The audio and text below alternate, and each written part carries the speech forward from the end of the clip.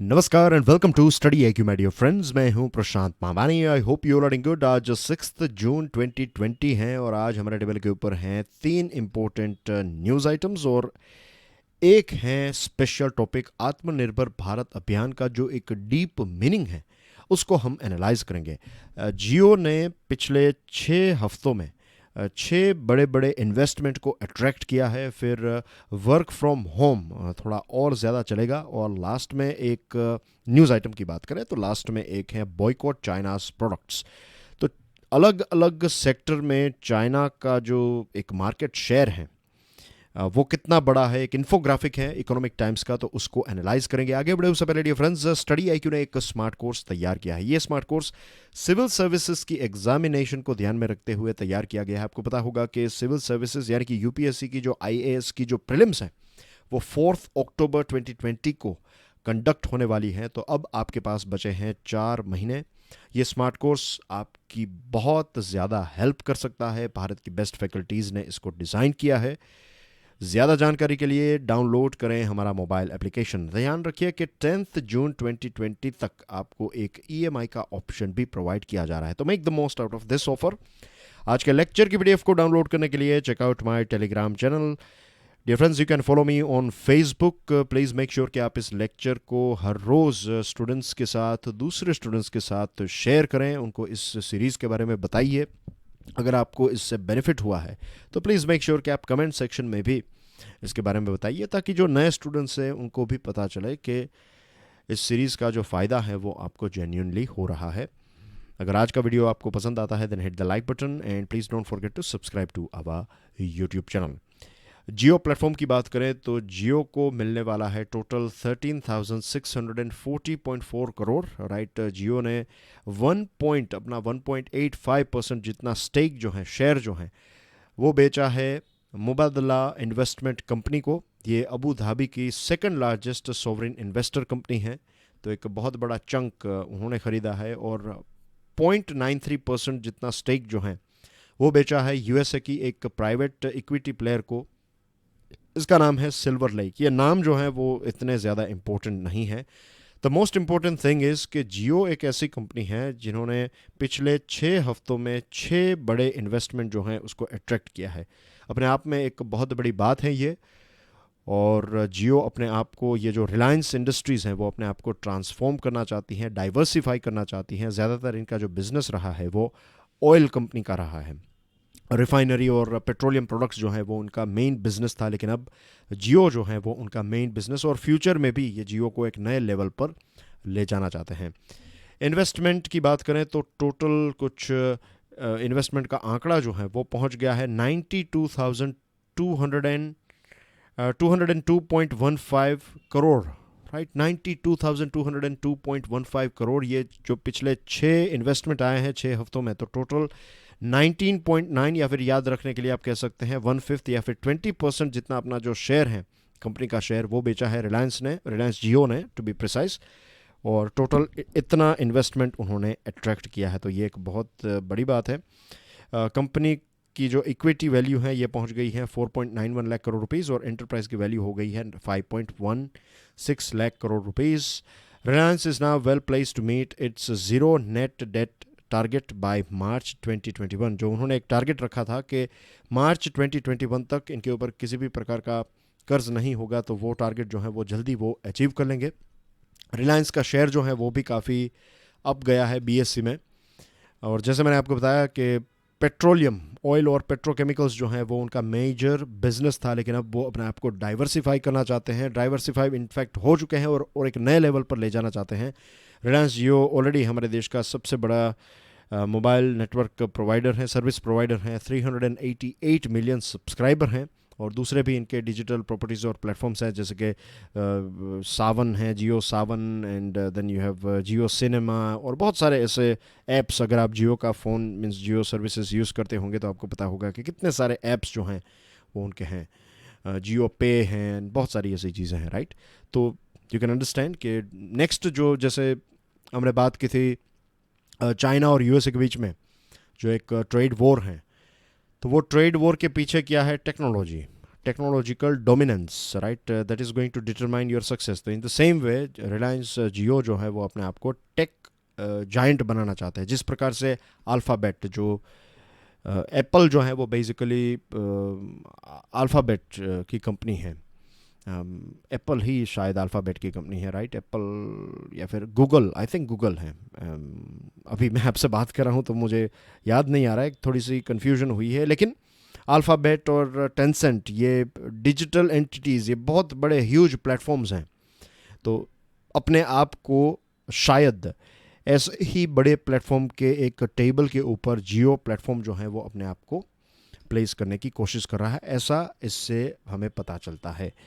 फिर बात करें वर्क फ्रॉम होम के बारे में, तो डियर फ्रेंड्स, कंपनीज जो हैं, भारत की कंपनीज अपना जो गार्ड है, अपनी जो सेफ्टी है, उसको डाउन करना नहीं चाहती हैं और एक लंबे टाइम तक, लगभग 2-3 महीनों तक ज़्यादा से ज़्यादा लोग जो हैं वो घर से काम करेंगे। पर्टिकुलरली प्राइवेट कंपनीज़ में, जो डिजिटल कंपनीज़ है, आईटी रिलेटेड कंपनीज़ हैं, उसमें तो डेफिनेटली 90% जितने लोग जो हैं वो घर से काम करेंगे, ऐसा हमें देखने को मिलता है। बैंक्स की बात करें तो बैंक्स फ़िलहाल 10 से 15% का जो स्टाफ है उसको रोटेशनल बेसिस पर बुलाती हैं और बैंक्स इस प्रकार से ऑपरेट कर रही हैं। फिर अमेज़ोन ने ये बताया है कि वे सारे लोग जो घर से काम कर सकते हैं, अपना जो स्टाफ है, अपना जो भी अलग अलग डिपार्टमेंट्स के लोग घर से जो काम कर सकते हैं, तो आने वाले 4 महीनों तक वो घर से ही काम करेंगे। Same thing applies with city, bank of America, Deutsche bank, तो ये सारी बैंक्स ने भी इसी प्रकार के अप्रोच को फॉलो किया है। फिर आपने देखा होगा कि एक लंबे टाइम से, पिछले कुछ टाइम से, लंबे टाइम से तो नहीं कह सकता, लेकिन एक खास करके जब से ये कोरोना वायरस का एपिसोड जब से चल रहा है, तब से एक बात काफ़ी चर्चा में रही है कि ज़्यादा से ज़्यादा चाइनीज़ प्रोडक्ट्स को हम बॉयकॉट करें। तो क्या ये पॉसिबल है? आपकी स्क्रीन के ऊपर इकोनॉमिक टाइम्स का एक इन्फोग्राफिक है, तो लेट्स सी, अलग अलग चीज़ों को देखते हैं। स्मार्टफोन्स की बात करें, let me zoom it up for you guys, right. तो अगर हम स्मार्टफोन्स को देखें तो स्मार्टफोन्स की मार्केट साइज़ कितनी है? 2 लाख करोड़ रुपए की मार्केट साइज़ है। 72%, अब देखिए यहाँ पर शेयर जो है वो चाइनीज़ प्रोडक्ट्स का है। Possibility of substitution very difficult. क्या हम इसको सब्सटीट्यूट कर सकते हैं? चाइना के प्रोडक्ट्स की जगह हमारे प्रोडक्ट्स यहाँ पर आ सकते हैं? बहुत ही डिफिकल्ट है, क्योंकि चाइना की जो ब्रांड्स हैं वो हर प्राइस सेगमेंट में हैं और रिसर्च एंड डेवलपमेंट में भी वो काफ़ी आगे हैं। तो ये एक चाइना का बहुत स्ट्रॉन्ग पॉइंट है। टेलीकॉम इक्विपमेंट की बात करें तो टोटल मार्केट साइज़ है 12,000 करोड़ रुपीस, और ये 12,000 करोड़ रुपीस में 25% शेयर जो है वो चाइना का है और चाइनीज़ कंपनीज़ का है, चाइनीज़ प्रोडक्ट्स का है।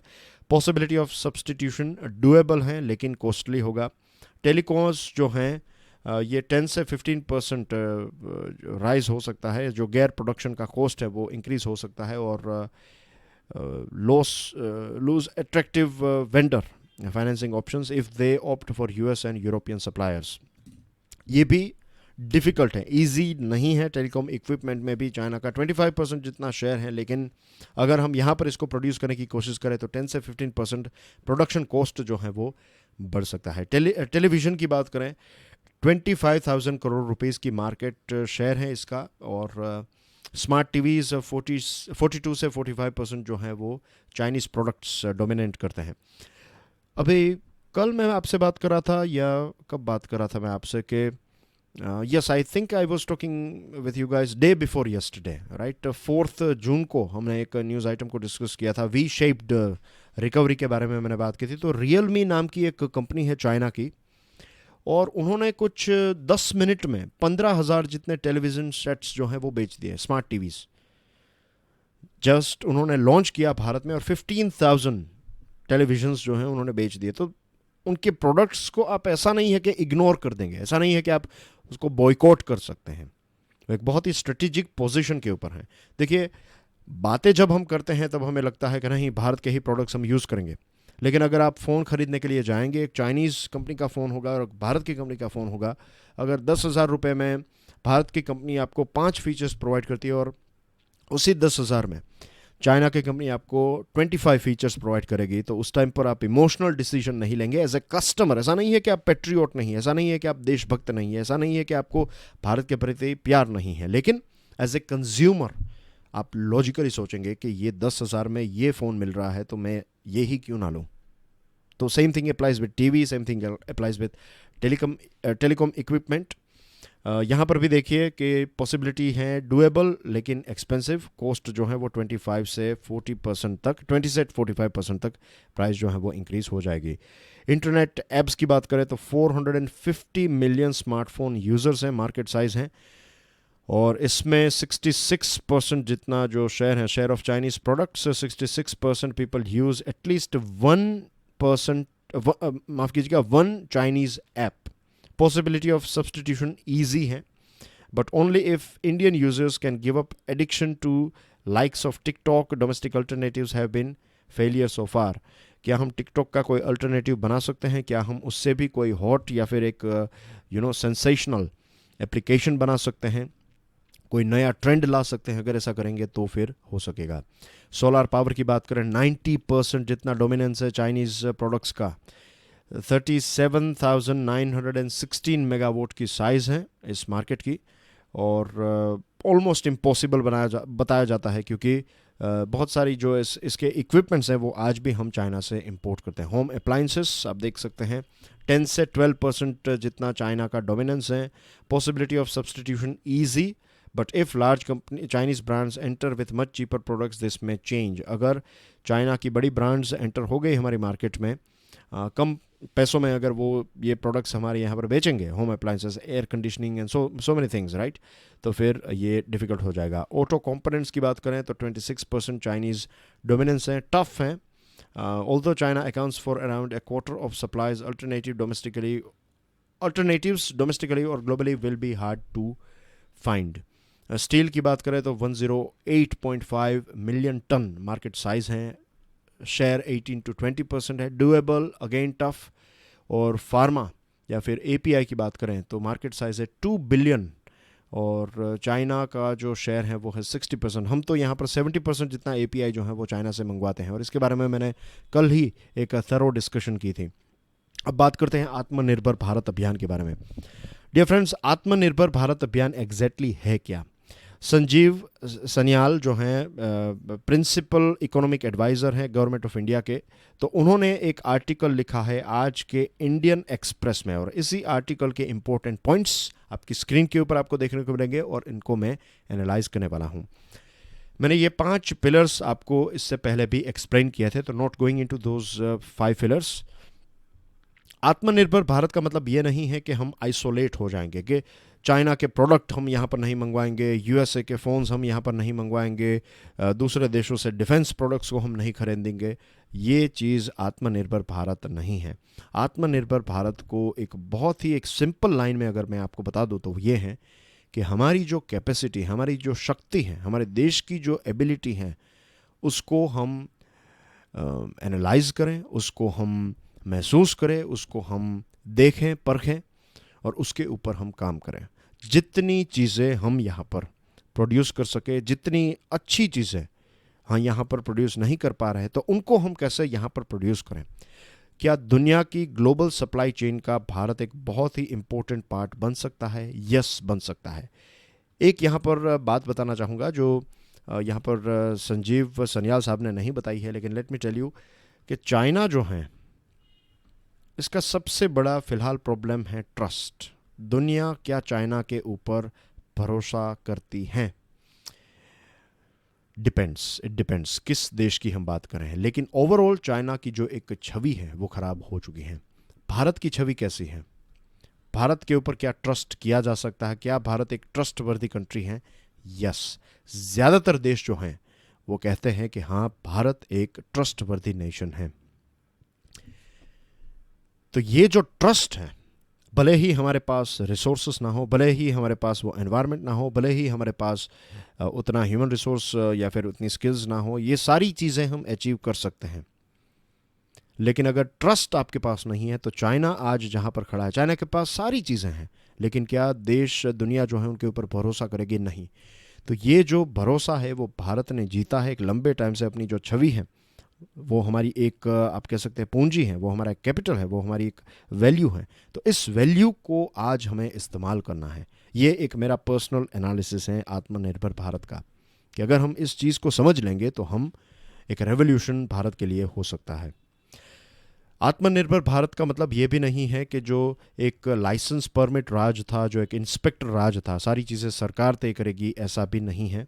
राइट। आत्मनिर्भर भारत का जो मैंने आपको मतलब बताया वो यही है कि डिसेंट्रलाइज्ड लोकलिज्म, हमारी लोकल ब्रांड्स, हमारी फ्लेक्सिबिलिटी, दुनिया में जो बड़े बड़े बदलाव होंगे पोस्ट कोविड-19 के बाद, ये कोविड-19 के बाद की जो दुनिया है इसमें बहुत सारे चेंजेस आएंगे। तो इन सारे चेंजेस के लिए हमें चाहिए फ्लेक्सिबिलिटी, इन सारे चेंजेस के लिए हमें चाहिए अडेप्टेबिलिटी, इन सारे चेंजेस के लिए हमें चाहिए latest rules and regulations. Right. इन सारे चेंजेस के लिए हमें हमारे बहुत सारे सेक्टर्स को खोलना पड़ेगा, हमें फॉरेन का इन्वेस्टमेंट जो है इसको अट्रैक्ट करना पड़ेगा। हम जो पुराने तरीके से सोच रहे थे उस तरीके से नहीं, हमें इनोवेटिव तरीके से सोचना पड़ेगा। बहुत सारी अपॉर्चुनिटीज़ जो हैं, जो फ़िलहाल हमें दिखाई नहीं दे रही हैं, लेकिन ये सारी पोटेंशियल अपॉर्चुनिटीज़ जो हैं इसके बारे में भी हमें सोचना होगा। फॉर एग्जांपल, मोबाइल एप्लीकेशन और ये सारी चीज़ों के आने से किसने सोचा था कि ज़ोमैटो, स्विगी जैसा भी ज़माना आएगा कि आपको खाना पीना जो है वो घर पर मिल जाएगा।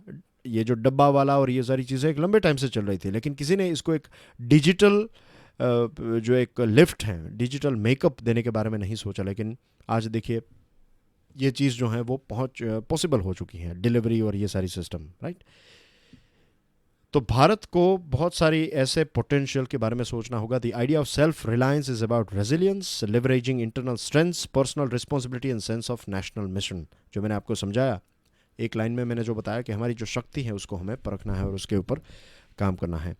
सरकार ने ऑलरेडी एग्रीकल्चर सेक्टर का अगर हम एग्जांपल लें, और यहाँ पर इस आर्टिकल में इसका एग्जांपल दिया गया है कि कैसे 1950s से एसेंशियल कमोडिटी एक्ट और एपीएमसी एक्ट, ये दोनों चीज़ों का जो कॉम्बो है, इस कॉम्बो ने हमेशा से हमारे किसानों को एक बाउंड्री में सीमित रखा है। किसान जो है अपना सामान बेच नहीं सकता, मीन्स ओपन मार्केट में नहीं बेच पाएगा, उनको ये कमीशन एजेंट्स के पास जाना पड़ेगा। ट्रांसपोर्टेशन जो है वो रिस्ट्रिक्टेड है, स्टेट के बाहर नहीं बेच सकते, देश के बाहर नहीं बेच सकते। प्राइसेस जो हैं वो फिक्स रखी जाएगी। अगर आप स्टॉक करते हैं चीज़ों का तो फिर आपके ऊपर केस भी हो सकता है, जेल भी हो सकती है। तो इस प्रकार के strict rules and regulations, draconian outdated laws जो हैं वो एग्रीकल्चर सेक्टर में हमें देखने को मिल रहे थे। इसको चेंज भी करना मुश्किल हो गया था क्योंकि लोकल पॉलिटिक्स का भी इसका बहुत बड़ा जोर था इसमें।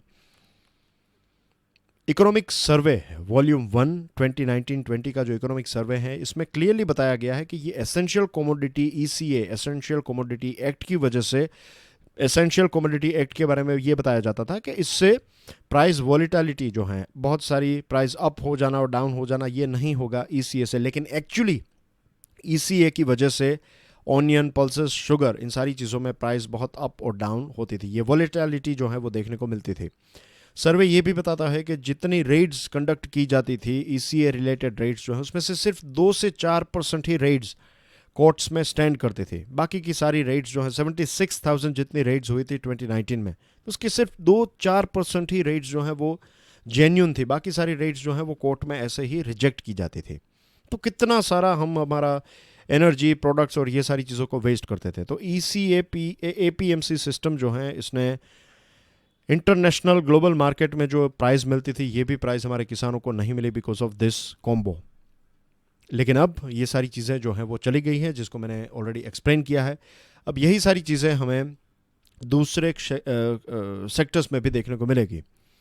अगर हम स्पेस की बात करें तो स्पेस में भी प्राइवेट इन्वेस्टमेंट के लिए दरवाजे खोल दिए हैं। कॉरपोरेट लॉ को डीक्रिमिनलाइज किया गया है। बहुत सारे ऐसे एस्पेक्ट जो हैं कॉरपोरेट लॉ के, उनको डीक्रिमिनलाइज किया गया है। पहला ऐसा था कि ये क्रिमिनल प्रोसीडिंग की वजह से बहुत सारे कॉरपोरेट्स जो हैं वो डिसीजन लेने से घबराते थे। अगर उनकी गलती भी नहीं होती थी लेकिन फिर भी ये लॉ की वजह से वो एक बहुत बड़ी मुश्किल में फंस जाते थे। लेकिन अब ऐसा नहीं होगा। लेबर लॉ में भी फ्लेक्सिबिलिटी, और लेबर लॉ में के बारे में बताना चाहूँगा कि जो हमारे मिनिस्टर हैं, लेबर मिनिस्टर, उन्होंने क्लियरली बताया था कि अगर फ्लेक्सिबिलिटी की बात है तो दैट्स फाइन, स्टेट्स फ्लेक्सिबिलिटी कर सकती है, लेकिन जो सेफ्टी के साथ जुड़े हुए लॉज हैं, जो लेबर, जो मजदूर हैं, उनके जो फंडामेंटल राइट्स के साथ जुड़े हुए लॉज में अगर छेड़खानी की तो इसको रिजेक्ट किया जाएगा। तो यहाँ पर सरकार ने एक फाइन बैलेंस अचीव करने की, सेंट्रल गवर्नमेंट ने अचीव करने की कोशिश की है। फ्लेक्सिबिलिटी तो प्रोवाइड की ही जाएगी, लेकिन फ्लेक्सिबिलिटी ऐसे भी ना हो कि फिर वो लेबर के हित में ना हो। तो ये बैलेंस भी हमें यहाँ पर देखने को मिल रहा है। फिर एक इंटरेस्टिंग पॉइंट जो वो बताते हैं वो हैं रेजिलियंस के बारे में, कि रेजिलियंस जो है, फार्मास्यूटिकल इंडस्ट्री और एपीआई के बारे में मैंने ऑलरेडी बातचीत कर ली है। कल ही हमने एक स्पेशल टॉपिक इसके बारे में डिस्कस किया था, तो मैं इन सारी डिटेल्स के बारे में नहीं जा रहा हूँ, इन सारी चीज़ों में डिटेल्स में नहीं जा रहा हूँ। यहाँ पर सबसे इंटरेस्टिंग पॉइंट जो है वो ये है, आइडिया ऑफ रेजिलियंस। ये आइडिया ऑफ रेजिलियंस इंडिविजुअल और वल्नरेबल सोशल ग्रुप को ध्यान में रखते हुए आत्मनिर्भर भारत को इम्प्लीमेंट किया जाएगा। जैसे कि आयुष्मान भारत जो है ये हेल्थ इंश्योरेंस प्रोवाइड करेगा और डायरेक्ट बेनिफिट ट्रांसफ़र जो है वो जनधन आधार मोबाइल के माध्यम से दिए जाएंगे। अब यूनिवर्सल बेसिक इनकम अगर हम देते हैं तो हम हमारे लोगों को डिपेंडेंट बना देते हैं उस पर्टिकुलर चीज़ के ऊपर, लेकिन इंश्योरेंस जो है, डायरेक्ट बेनिफिट ट्रांसफ़र, ये चीज़ें जो हैं ये एक प्रकार से सेफ्टी नेट है। मैं इसके ऊपर थोड़ा और प्रकाश डालने की कोशिश करता हूं। सेफ्टी नेट और यूबीआई की बात करें या फिर डिपेंडेंस, राइट, डिपेंडेंस जो है ये एक प्रकार से कैंसर है, विचार का कैंसर। आपने लोगों को सरकार के ऊपर डिपेंड कर दिया, फ्रीबीज की आदत डाल दी, लोग काम नहीं करेंगे। एक ऐसा देश, डेवलपिंग कंट्री, जिसका एटीट्यूड होना चाहिए मेहनत करना, तो ये मेहनत करने का जो एटीट्यूड है वो चला जाएगा। फिर लोग जो हैं, जॉब चली जाएगी तो वो ढूंढेंगे नहीं, फिर वो कहेंगे कि सरकार से पैसे मिल रहे हैं। ये एटीट्यूड बहुत सारे डेवलप्ड कंट्रीज़ में हमें देखने को मिल रहा है कि लोग जो हैं, कितने सारे लोग पूरा जीवन जो है वो बेनिफिट के ऊपर सर्वाइव करते हैं। लग्जरियस लाइफ नहीं होती है, लेकिन आलसी लोगों के लिए तो ये मोर देन इनफ है।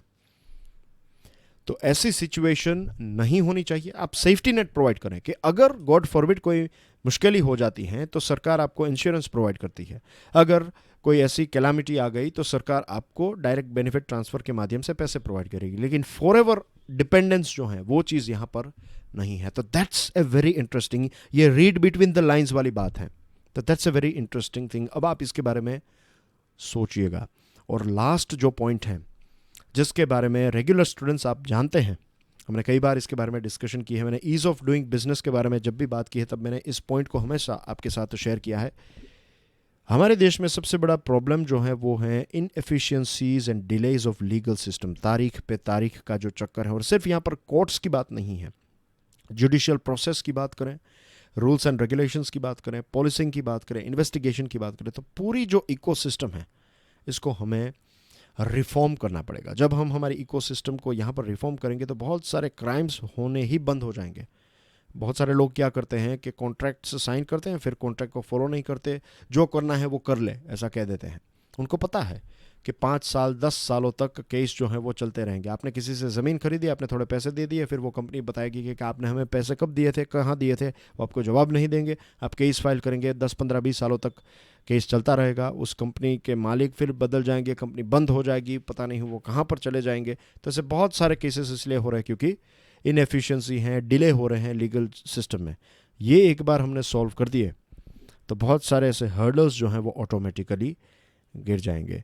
तो आई होप डियर फ्रेंड्स, आज की हमारी ये जो आत्मनिर्भर भारत के ऊपर जो एक डिस्कशन है, तो जो संजीव सन्याल साहब ने जो एक आर्टिकल लिखा है, तो इसमें कुछ मैंने एड ऑन्स भी किए हैं, कुछ थॉट्स भी आपके सामने रखे हैं, तो आप इसके बारे में सोचिएगा। ये एक बहुत ही इंपॉर्टेंट टॉपिक है। इसके ऊपर से आपको ऐसे भी पूछा जा सकता है और इसके ऊपर से आपको मेंस एग्जामिनेशन में प्रश्न पूछा जा सकता है, इंटरव्यू में भी प्रश्न पूछा जा सकता है। तो ये सारी चीज़ों के बारे में आपको पता होना चाहिए। So that's everything from my side my dear friends. आज सैटरडे हैं और कल है संडे, तो संडे को हमारी मुलाकात नहीं होगी। द हिंदू न्यूज़पेपर एनालिसिस भी नहीं होगा और डेली फाइनेंशियल न्यूज़ एनालिसिस भी नहीं होगा। तो अब मैं आपको डायरेक्टली मिलूँगा मंडे को। एंजॉय कीजिएगा अपने वीकेंड को। God bless you all, stay safe, जय हिंद।